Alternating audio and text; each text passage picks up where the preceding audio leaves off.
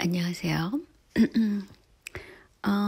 제가 이렇게 SNS에서 뭔가를 올리고 글쓰기를 하는 데 대해서 사실은 저는 누구의 조정을 받거나 어떤 힘과 연관된 사람이 전혀 아니고 독립적인 생각을 하는 사람이죠.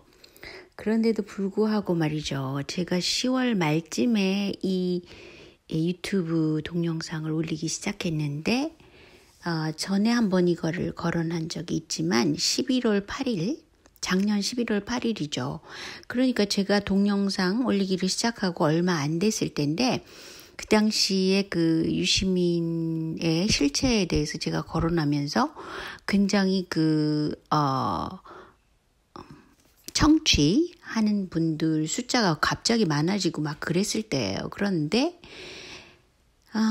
저를 보고 이재명 죽이기의 총책이다 라고 누군가 댓글로 막 작업을 했다는 것이에요. 근데 이거는 제가 우연히 찾아낸 그런 블로그이시고 이분은 굉장히 또 유명한 블로그이세요. 근데 이분은 블로거이신데 이분은 저를 변호하기 위해서 이 사람은 이재명 죽이기 총책이 아니다 라는 것을 말하기 위해서 저를 거론한 분이세요. 그러니까 이해하셨죠. 근데 뭐 그 속셈은 저도 잘 모르겠지만 어쨌든 저를 거론하면서 제가 이재명 죽이기의 총책이다 라고 못 박는 댓글을 막 다는 사람들이 있다는 것이었죠. 뭐 물론 그것은 유시민 쪽 사람이기 쉽죠. 왜냐하면 타이밍을 볼 때 제가 유튜브를 시작한 것이 10월 말이고 11월 초에 이런 글이 나돌았다니까 말이죠. 그 다음에 이제 그 조회수가 많이 줄었었던 적이 있어요. 그러니까 11월 한 중순 뭐 그 정도쯤이라 그래야 되나요? 근데 이런 걸 보고 이제 마타도라고 그러기도 하고 뭐 블랙메일을 돌린다라고 그러기도 하고 그러니까 일종의 흑색 선전이죠. 마치 그 이재명 지사가 무죄이면서 일을 잘하는 도지사인데도 불구하고 그토록 똥파리들이 들끓어가면서 모함을 하잖아요. 모함. 그러니까 실제 일어날 수 없는 일들을 다른 어처구니 없는 뭐 김부선 사건 같은 것 그런 것을 일으켜 가면서 공격해 대는 거. 저한테 똑같이 그런 식의 공격을 했던 것입니다. 근데 제가 왜 이걸 거론하냐면요. 지금 제가 올리는 그 동영상에도 댓글로 마치 뭐 제가 뭐 이잼 그 로고를 뭐 만들어 가지고 이렇게 올리고 뭐 연결해서 뭐 스티커를 제가 뭐 사시오라고 얘기한다 그래서 제가 저한테 돌아오는 돈은 1원도 없는 것입니다. 그 해당하는 회사에 한번 연결해서 물어보세요.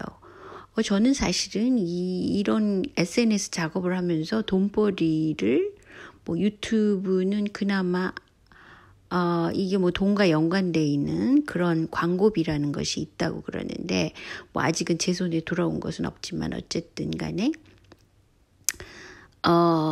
돈벌이를 생각한 적은 한 번도 없고 또 저를 이렇게 마타도 하는 거 그러니까 저한테 모함을 하는 거 그게 이제 댓글로 막 달리는 게 많아졌어요. 그러니까 완전한 모함이죠.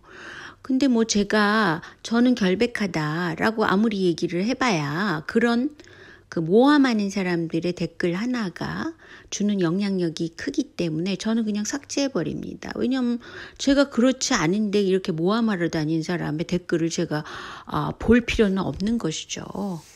그렇지 않겠어요? 근데 이제 이 색즉시공 공즉시색 이분은 사실은 몇 년 전부터 굉장히 유명한 블로그라고 제가 기억하는데 어쨌든 이분한테 제가 이제 글을 좀 남겼어요. 저는 뭐 이러이러하다. 근데 이제 심지어는 저는 매년 사실은 한국 관련돼서 좋은 쪽으로 가도록 하기 위해서 제가 이제 후원금을 오히려 한국에 꽤 이제 목돈이라고 볼 수 있는 그런 돈을 계속 매년 보내왔죠, 사실은. 근데 이제 그 대상은 계속 바뀌면서 그렇게 후원금을 많이 보냈었어요. 그런데,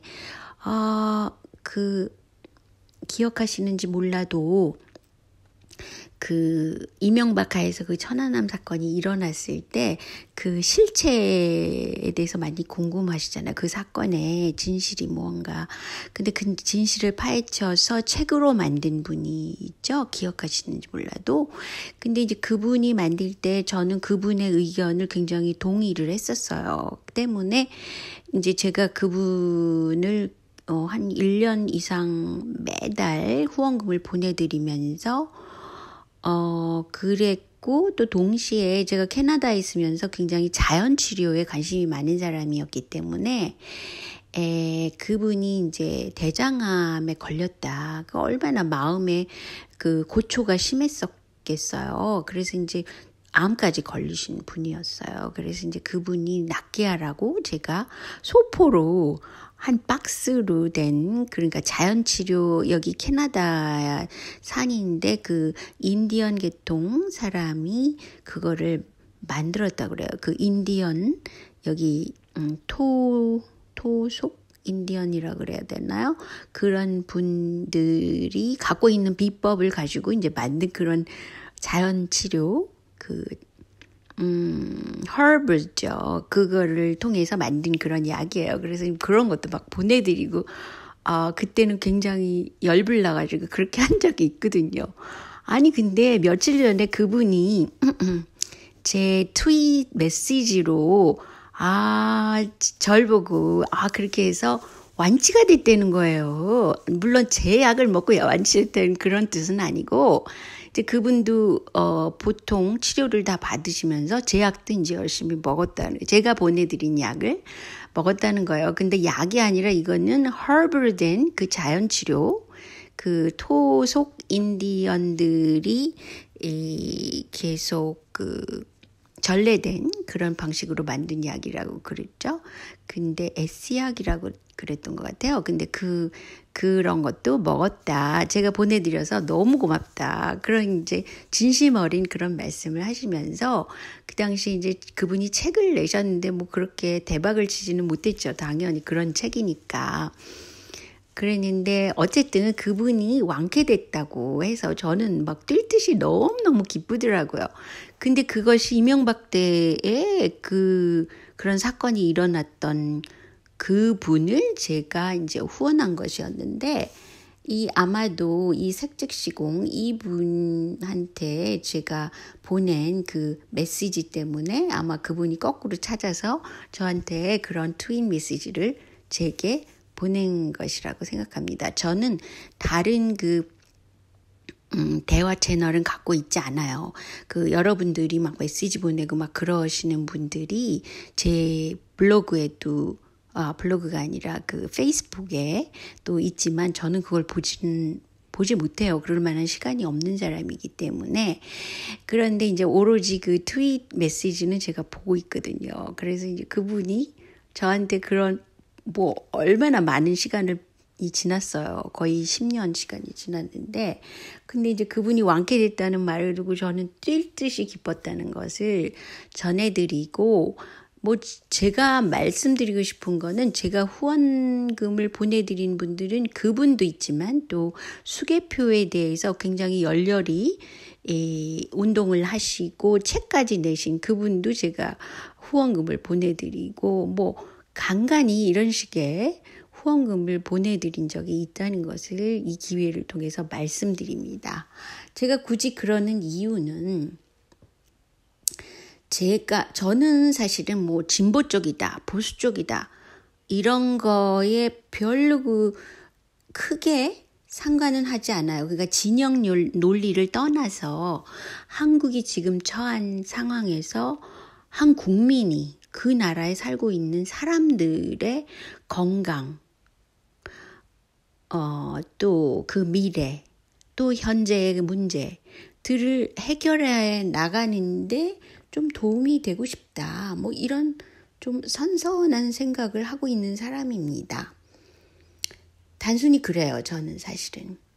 그런데 노무현 대통령 때 제가 진짜 열심히 블로그를 했다고 그랬잖아요. 근데 그때에 이제 좀 유명세를 타가지고 이명박 쪽에서도 많이 그 정책적으로 제 거를 막 가져다가 뭐 쥐 새끼처럼 몰래 가져다가 뭐 많이 쓰고 그랬어요. 제가 그래서 막 화를 내고 그랬던 적이 기억이 나는데, 어쨌든 그 노무현 당시에 그 노무현 정부의 정체성에 대해서 제가 잘 그때는 파악하지도 못하고 열심히 그 분의 그 정부를 위해서 정책적으로 진짜 열심히 일을 했던 것이 기억이 나는데, 결과는 뭐겠어요. 그 승효상, 이 건축가를 기억하시는지 몰라도 이 승효상 이런 사람이 노무현 대통령의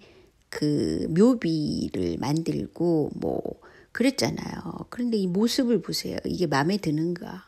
저 사실 진짜 마음에 안 들거든요. 그리고 이 묘소 깔린 거 하나하나가 당시에 10만 원이었는데, 저도 그때 여기 캐나다에 살면서도 여기 묘석이라고 그래야 되나요? 그 바닥에 깔린 그 돌에 대해서 후원금을 보냈던 기억이 있습니다. 뭐 이름까지 써가지고 그때는 그랬죠. 아니, 그런데 나중에 보니까 묘석이 이런 식으로 돼 있는 거예요. 그래서 제가 너무 그때 당황스럽고 황당하게 생각했었습니다. 그런데 동일한 이 건축가에 의해서 말이죠. 이것이 무엇을 상징하고 있는 건지는 아시겠죠? 그런데 동일한 건축가가 바로 문재인 대통령과 뭐 굉장히 친밀한 관계에 있다고 그러나요? 그래서 청와대 협력하에서 지금 현재 서울 광장, 새 광화문 광장 설계안을 이 건축가에 의해서 구상되고 있다고 그래요. 그런데 이제 박원순 시장이 그 김어준의 뉴스공장에 출연해가지고 아무리 누가 한다 하더라도 세상에 안 되는 일이 어디 있겠느냐. 이 광화문 광장 재구조화 사업은 특히 청와대와 협력해서 계속 쭉 추진해 왔던 일이다 라고 밝혔다는 거예요. 좀 무시무시하지 않나요? 저는 왜 굳이 제가 전혀 마음에 들어 할 수 없는 이런 묘역을 설계한 건축가에 의해서 새 광화문 광장이 지금 구축돼야 되고 또 영어자 이름을 가져야만 하는가. 이거는 심각한 일이라고 생각합니다. 한번 만들어 놓으면 이거는 쉽게 바꾸어지기도 어려운 그런 건축 사안이잖아요. 근데 많은 분들이 이걸 공론화하지 않는다는 점이 굉장히 이상하고, 그리고 뭐 박근혜 때던 또 그 이후에 문재인 때던 매크로법이 굉장히 큰 선거 부정으로서 드러났는데도 불구하고 아직도 국회에서 이것을 매크로법을 제정하지 않고 있다는 점 섬뜩하죠. 그리고 또 한 가지는 국민의 건강이라는 건 좌우의 문제가 아니잖아요. 그런데도 불구하고 후쿠시마에서 발생한 그 원전 사고 이후에 한국에 500톤이 넘는 후쿠시마산 식품이 수입됐다는 것입니다. 529톤이에요. 이게 말이 됩니까? 그런데 중국하고 대만은 후쿠시마산 식품에 대해서 수입 중지를 결정을 했단 말이죠. 근데 어떻게 한국은 무엇 때문에 이런 것을 통제할 수 없는지 또 이상하지 않겠어요? 그리고 GMO 식품 표시에 대해서 아니 세상에 이거 북미만 하더라도 GMO 표시는 당연한 것입니다.